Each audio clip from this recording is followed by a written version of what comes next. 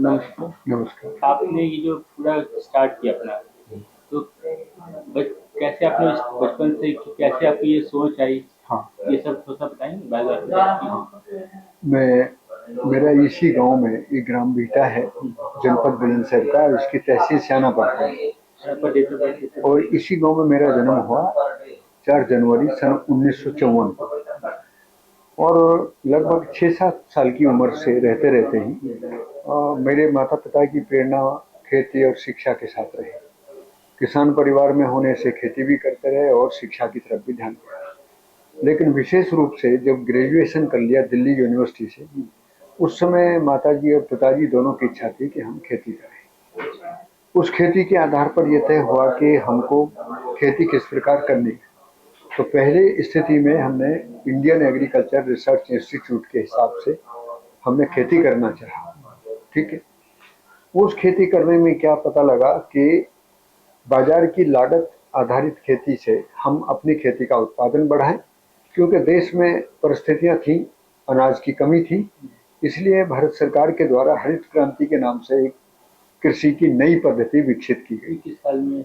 ये लगभग 1960 के आसपास में भारत में इसकी एक अच्छे तरीके से शुरुआत हुई। धीरे धीरे किसान इसको एडप्ट करते चले गए। लेकिन 1987 में 1987 में हमने इसका जो इकोनॉमिकल डाटा निकाला, तो उससे पता लगा कि इसमें जो आर्थिक असंतुलन है, अर्थात उत्पादन को बेचने से जो किसानों की आमदनी बढ़नी थी वो नहीं बढ़ेगी और इससे बाजार की आमदनी बढ़ेगी, क्योंकि ये इनपुट पर आधारित कृषि है। मशीन बाजार से, बीज बाजार से, दवाई बाजार से, खाद बाजार से, बिक्री भी बाजार में, कीमत भी बाजार लगाएगा। तो इस प्रकार से ये पता लगा कि खेती में बदलाव की जरूरत है। उस समय फिर हमने पूरे देश में, दुनिया में जिस प्रकार के विचार, मानसिकताएं, प्रयोग, तरीके वो सारे सारे हो रहे हैं, 10 वर्ष तक अपने खेती में प्रयोग किए। ये किस साल से किस साल?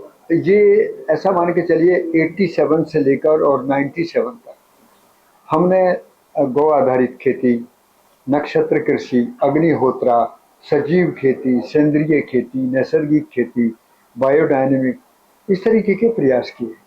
उन प्रयासों से पता लगा कि वो खेती में एक उत्साह तो बढ़ाते हैं, लेकिन उत्साह बढ़ने से जो समाज गति के लिए जो पैसा या मेरे अंदर जो सवाल उठ रहे हैं, प्रकृति का असंतुलन हो रहा है, या खेती से लोगों का मन हट रहा है, और या आर्थिक स्थिति से गांव कमजोर हो रहे हैं, गांव में बेरोजगारी बढ़ रही है, जहर जहर के कारण स्वास्थ्य के लिए सवाल खड़े हुए हैं, पर्यावरण के प्रदूषण पर सवाल खड़े, उन सवालों के उत्तर उसमें नहीं थे।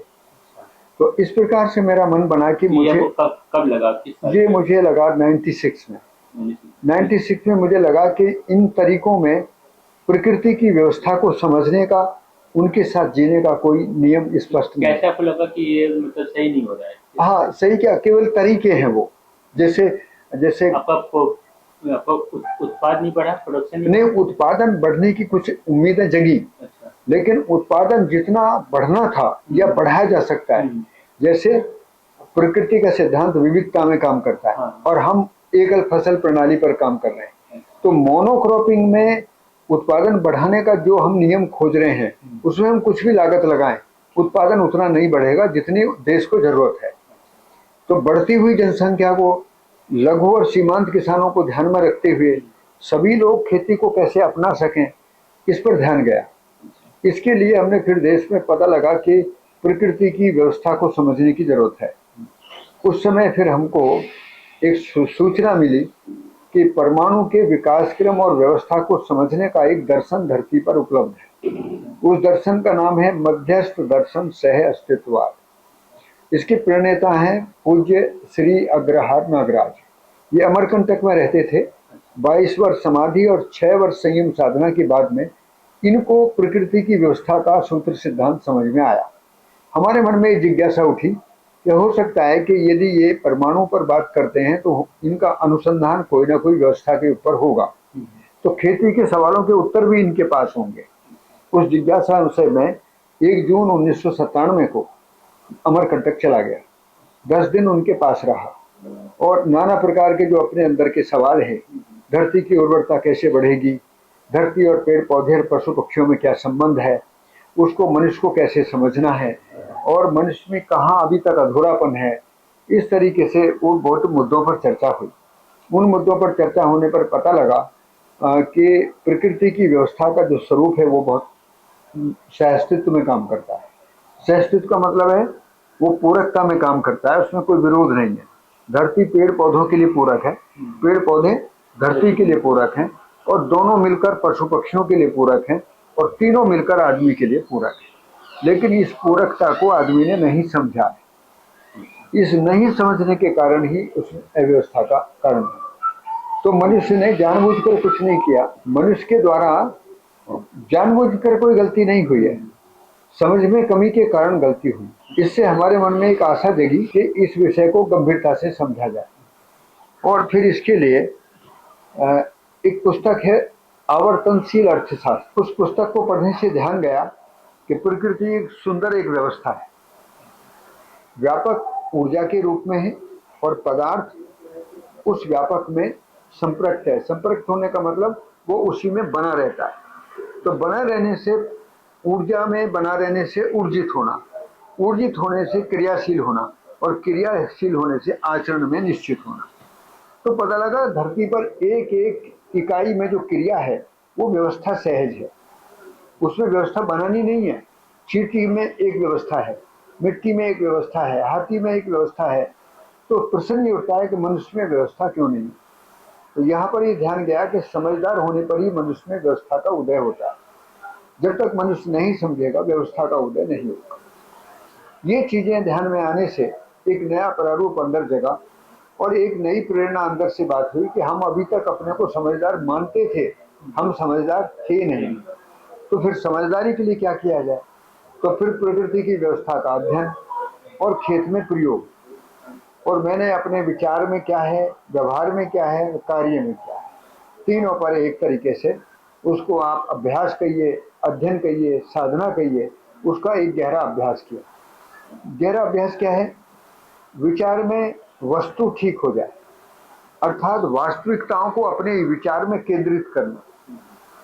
अलग प्रकार की जो सूचनाएं रहती हैं उन सूचनाएं से अपने को अलग करना, बल्कि वास्तविकताओं के साथ अपने को जोड़ना। ये इससे विचार में एक समाधान का रास्ता उदय होता है। फिर दूसरा, जब मैं ऐसा सोच लेता हूँ तो दूसरे आदमी के साथ मुझे कैसे बातचीत करनी है, तो उसका जो सूत्र है वो है संबंध पूर्वक न्याय का पालन। अर्थात सामने वाला मेरे जैसा है, वह भी न्याय चाहता है, मैं भी न्याय चाहता हूँ। न्याय का मतलब है वह भी सुख और समृद्धि के भाव में जीना चाहता है, मैं भी सुख समृद्धि के भाव में जीना चाहता हूँ, तो दोनों एक जैसे हैं।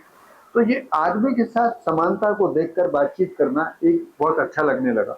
तो ये जो आपने पूरा चीज को समझा, हाँ, तो इसको आप अभी क्या किस किस वक्त वक्त मतलब शब्द बोलेंगे कि हाँ, कौन सा इसको जो है जैसे खेती के लिए इसको कुछ सज्जन लोगों ने बड़ा अच्छा नाम दिया। एक बार हम लखनऊ में, हमारे मित्र हैं एक डॉक्टर प्रभाशंकर ओझा, वो स्टेट कोऑर्डिनेटर थे फार्मर प्रोड्यूसर कंपनी के, जो सेल को देखते थे। उनके सामने जब हमने इसका प्रेजेंटेशन किया और उसमें हमने दो शब्दों का प्रयोग किया कि ये सहअस्तित्व है और ये आवर्तनशील है, तो उन्होंने इसका नाम सुंदर रख दिया, ये सहअस्तित्व मूलक आवर्तनशील कृषि, और इसी का नाम फिर समझ पद्धति पड़ गया। मैंने कोई नाम नहीं रखा, ये तो सारी दुनिया, जब सारे किसान समझेंगे तो सभी की खेती है, और मैंने इसकी कोई खोज की है, मुझे ऐसा भी नहीं है। हाँ, मैंने किसान में विश्वास पैदा हो इसलिए मैंने अपने ऊपर पहले इसको समझा भी है और प्रयोग भी किया है, ताकि किसानों को ये बात आसानी से समझ में आ जाए और वो इसमें आसानी से उसको स्वीकार कर सके। किसानों को भरोसा दिलाने के लिए कोई मित्र की जरूरत है ना, तो मैं तो किसानों को मित्रता के रूप में इसको स्वीकार। और इसके बारे में मैं एक छोटा सा और निवेदन कर दूं कि ये किसान भाइयों के लिए एक बड़ी सुंदर बात है कि प्रकृति की व्यवस्था में समझना, सीखना और करना तीनों क्रियाएं अलग अलग। क्या है? समझना प्रकृति के सिद्धांतों को, और सीखना उन प्रक्रियाओं को है, उन विज्ञान को है, उन तकनीकियों को है जिनके द्वारा हम प्रकृति में उत्पादन व्यवस्था को खेत में स्थापित कर सकें। और करना क्या है? जब हमारा निर्णय हो जाता है कि अब हमको इन चीजों का उत्पादन करना है और इनसे हम इनको इतना धन अर्जन करना है, तो उसके लिए जो प्रक्रिया हम अपनाएंगे तो इससे करना पूरा होता है। तो जब समझना पूरा होता है, सीखना पूरा होता है और करना पूरा होता है, तो साथियों परिणाम भी पूरा होता है। यही सुखद बात, इसी सुखद बात के आधार पर ये कार्यक्रम चल पड़ा और पूरे देश के लिए बहुत शुभकामना है कि इस समय यशस्वी प्रधानमंत्री जी के नेतृत्व में खेती में परिवर्तन के लिए पहले जैविक खेती को प्रमोट किया गया और अब इसको और अच्छे तरीके से बनाए जाने के लिए प्राकृतिक खेती के एक संकेत दिया गया है और उसमें बजट भी बढ़ाए गए हैं। ऐसी स्थिति में किसान भाइयों को ये समझने की जरूरत है कि जैविक और प्राकृतिक खेती अलग अलग नहीं है। प्रकृति के सिद्धांतों को समझकर यदि हम इनको स्वीकारते हैं तो हम सफल होंगे, नहीं तो हम प्रतिक्रिया और विरोध में फंसकर बहुत ही प्रकृति से दूर होते जाएंगे और कोई सफलता हमको नहीं मिलेगी।